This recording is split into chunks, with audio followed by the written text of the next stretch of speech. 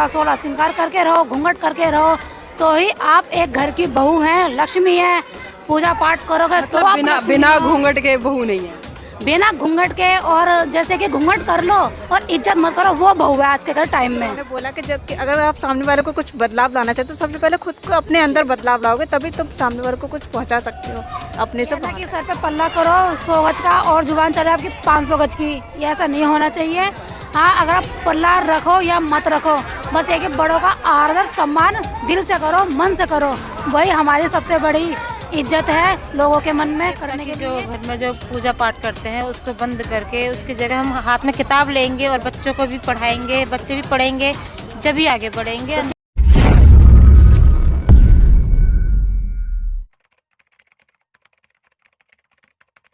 नमस्कार, आप देख रहे हैं बहुजन मीडिया। साथियों, आज हम उत्तर प्रदेश के बुलंदशहर जिले के सुनहरा गांव में, यहाँ पर संघदीप बुद्ध विहार और उसी संघदीप बुद्ध विहार में आज धम्म ट्रस्ट की तरफ से एक विशाल और भव्य कार्यक्रम का आयोजन किया गया था, जिसमें कि धम्म को लेकर बहुत विस्तार से चर्चा हुई। यहाँ पर तमाम महिलाएं जुटी हैं, उन्हीं से जानना चाहूँगी कि अलग अलग क्षेत्र से आई हैं और आज जो कार्यक्रम यहाँ पर हुआ है उसका इनके जीवन पर क्या प्रभाव पड़ा और क्या कुछ नया सीखा है। आपका नाम क्या है? भारती। भारती जी, कहाँ से आए हैं? चांदपुर से। चांदपुर से। तो जानना चाहूंगी, आज जो धम्मपद संघ की तरफ से यहाँ पे कार्यक्रम हुआ है, पहले ये बताएं हमारे दर्शकों को कि आपको कैसा लगा? देखिए, यहाँ बहुत अच्छा लगा। यहाँ पे काफ़ी परिवर्तन वाली बातें की गई है और हमें अपने जीवन में उसे ग्रहण भी करना है, क्योंकि ग्रहण करने का मतलब ये है कि हमने अपना क्या है जीवन सुधार कर लिया है, कि हमें अंधकार से निकालने का हमने भी प्रयत्न करेंगे। तो अंधकार से निकलने के लिए किस तरह से प्रयत्न करेंगे? देखो, पहली बात कि देवी देवता की जो घर में जो पूजा पाठ करते हैं उसको बंद करके उसकी जगह हम हाथ में किताब लेंगे और बच्चों को भी पढ़ाएंगे, बच्चे भी पढ़ेंगे, जब भी आगे बढ़ेंगे। तो क्या लगता है आपको कि देवी देवताओं की पूजा बंद करके आप अगर शिक्षा ग्रहण करोगे, किताबें पढ़ोगे, तो आप आगे बढ़ोगे? बिल्कुल, क्योंकि वो जो है हमें रास्ता दिखाता है। अगर हम शिक्षा ग्रहण करेंगे, पढ़ेंगे, हाथ में किताब रहेगी, तो हमें अच्छे अच्छे मार्ग भी मिलेंगे, अच्छे रास्ते भी मिलेंगे, अच्छे व्यक्ति भी मिलेंगे और अच्छा भी रहेगा, हमारे समाज में सुधार रहेगा। जी, आज के कार्यक्रम से ऐसा क्या सीखा जो कुछ नया लगा आपको? इस कार्यक्रम से हमें यही सीखने को मिला है कि अपने जीवन में सांस्कृतिक परिवर्तन का मतलब ये है कि हमारे जो बुजुर्ग जो करते थे, अब हमें वो नहीं करना है। ना हमें मतलब कि जैसे हम बिंदी लगा रखे हैं, सिंदूर जो भरते हैं, चूड़ी वगैरह पहनते हैं, ये सब क्या है कि कायर व हार का प्रतीक होता है।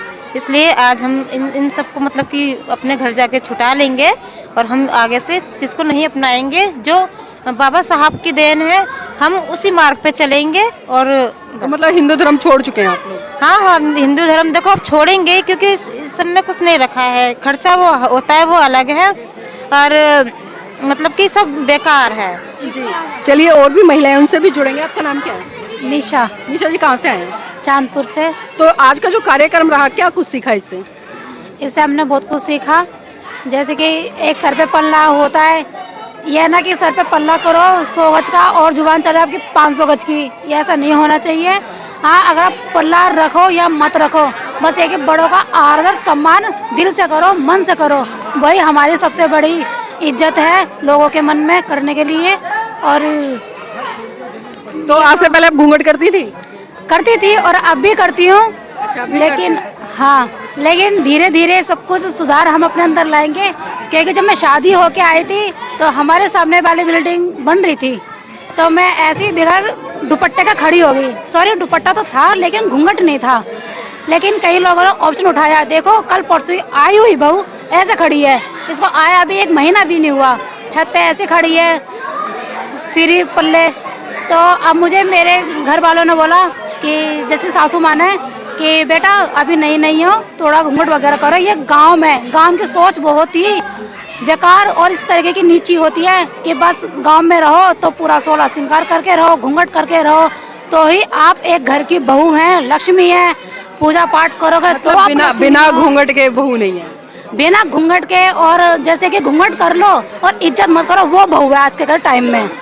इन लोगों का ये मानना है। अब मेरे को तो फिर भी सर में दर्द होता है घूंघट वगैरह करने से, लेकिन मेरी सासू माँ ने बोला बेटा कोई बात नहीं, जब तक हो यहाँ पे करो। हम ये नहीं कह रहे कि आप घूंघट करो, पूजा पाठ करो, करवा चौथ का व्रत रखो, तुम्हारा मन करे तो आप करो और नहीं करता तो मत करो। हम जबरदस्ती नहीं कर रहे, हमको किसी ने जबरदस्ती नहीं करी, हमारे फैमिली ने, ना हमारे हस्बैंड ने बोली, ना हमारे सास ने बोली। तो हिंदू धर्म फॉलो करते हैं या बौद्ध हो गए हैं? बौद्ध है, लेकिन हिंदू धर्म छोड़ दिया है, आज से घूंघट वगैरह भी छोड़ ही देंगे हम। चलिए, मंगल कामनाएं भविष्य के लिए। आपका नाम क्या है? हेमलता। कहाँ से हैं? दिल्ली से। दिल्ली से उत्तर प्रदेश बुलंदशहर। तो पहले हमारे दर्शकों को थोड़ा सा ये अवगत कराएं कि आज का कार्यक्रम कैसा लगा आपको? अच्छा लगा आज का प्रोग्राम। क्या कुछ नया सुना यहाँ पर? बस नया ही है, जो भी कुछ सुन रहे हैं सब कुछ नया सुना है। ऐसे ही समझ लो। चलिए, ऐसा समझ लेते तो हमारे दर्शकों को कुछ दो चार बातें ऐसी बताएं जो आपने यहाँ पर सीखी हो और कुछ नया परिवर्तन। हाँ जी, हम प्रभावित हैं, और जो मतलब बाबा साहब और बौद्ध धर्म की शिक्षा लेंगे और जो आगे बढ़ेंगे उनको अंधकार से निकल जाएंगे बाहर। बस मतलब अंधकार, अभी अंधकार में हो? अब वही समझ लो जी, पूरी तरह नहीं है, मतलब हिंदू धर्म है जो पूरी तरह नहीं छोड़ पाए, बौद्धिस्ट भी हैं। मतलब देखिए, हम जिस संस्कृति की बात करते हैं और लगातार एक बात कहते हैं कि लोग बौद्ध तो बन गए, लेकिन कहीं ना कहीं जिस संस्कृति को उन्हें छोड़कर जिस दूसरी संस्कृति को अपना चाहते थे, उस संस्कृति को आज भी लोग कहीं ना कहीं अपना नहीं पा रहे। और वही कारण है जो बुद्धिज्म है, उसका प्रचार कहीं ना कहीं बहुत धीमा हो गया है। तो अब से जीवन में नहीं छोड़ पा रहे हैं बस, लेकिन बहुत कुछ छोड़ दिया है मैंने तो।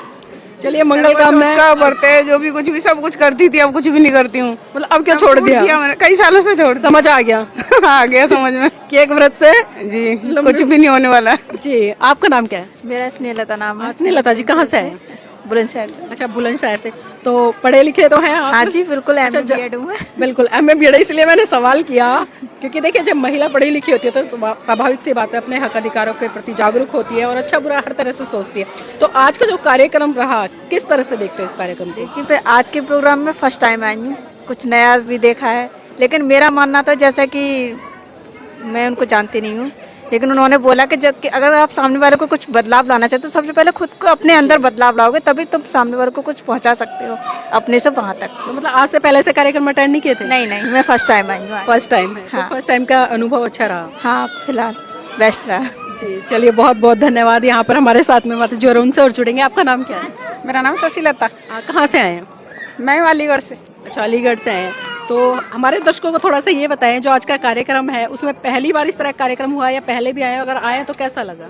पहली बार ही आई हूँ मैं। वैसे छोटा मोटा कार्यक्रम अपने यहाँ भी देखा है, जैसे अम्बेडकर जयंती है। ये हाँ, मेरे पापा थे, वो इसमें बहुत ज्यादा मानते थे। बाबा मानते थे आप लोग? पापा। अच्छा, पापा मानते थे, इसलिए मैंने उससे जुड़े हुए हैं।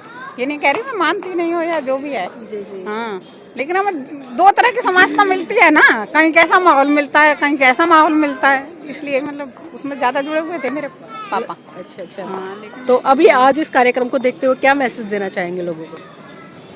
मैं ये मैसेज देना चाहूँगी, मतलब ये मतलब बदलाव लाना चाहिए अपने आप को, जो अपने लिए मतलब एकदम स्वतंत्र करना है, तो इसमें बौद्ध धर्म में आना चाहिए। जी, तो देखिए, यहाँ पर हमने तमाम महिलाओं से बात की और जिस तरह से इन्होंने बताया कि सबसे पहले हमारा खुद का विकास होगा। अगर खुद में हम बदलाव लाएं तो स्वाभाविक सी बात है, हम दूसरों में भी बदलाव कर देंगे। और अलग अलग जगह से महिलाएं आई हैं, अपना अनुभव शेयर किया है। कोई पहली बार आया, कोई कई बार आया हुआ है, किसी ने बौद्ध धर्म ग्रहण किया है, कोई अभी हिंदू धर्म में, लेकिन कहीं ना कहीं एक नए बदलाव की तरफ बढ़ना चाहते हैं। और इस कार्यक्रम से इन लोगों ने एक अच्छी सीख ली है। तो उम्मीद करते हैं, आई होप आगे भविष्य में बढ़ते हुए एक साइंटिफिक पिरामिड को स्थापित करते हुए आगे बढ़ेंगी और अपने विकास के साथ साथ परिवार और समाज का भी विकास करेंगी।